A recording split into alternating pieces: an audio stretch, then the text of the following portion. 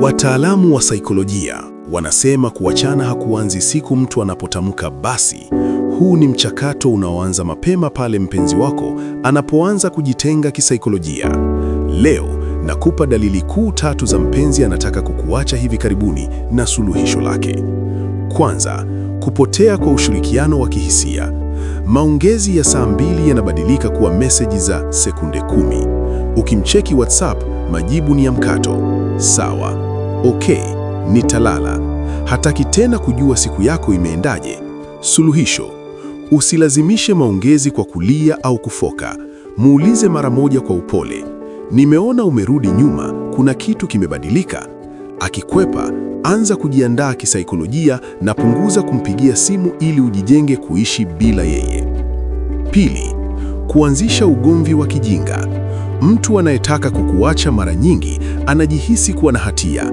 Ili asionekane mbaya, anatafuta kisingizio cha kukuchosha.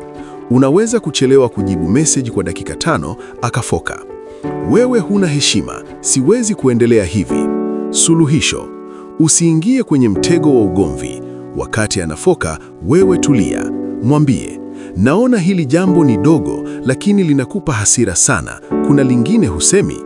Utulivu wako unamvua nguo mbele ya nafsi yake na kumnyima mlango wa kutokea. 3, kujiondoa kwenye mipango ya kesho. Mtu anayepanga kuondoka haoni kesho akiwa na wewe. Ukimwambia kuhusu harusi ya ndugu mwezi ujao, anajibu, sijui kama nitakuwepo. Hataki tena kuweka ahadi, maana moyo wake umeshafunga safari. Suluhisho: anza kufanya mipango yako binafsi.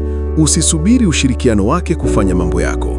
Imarisha uhusiano na marafiki na familia.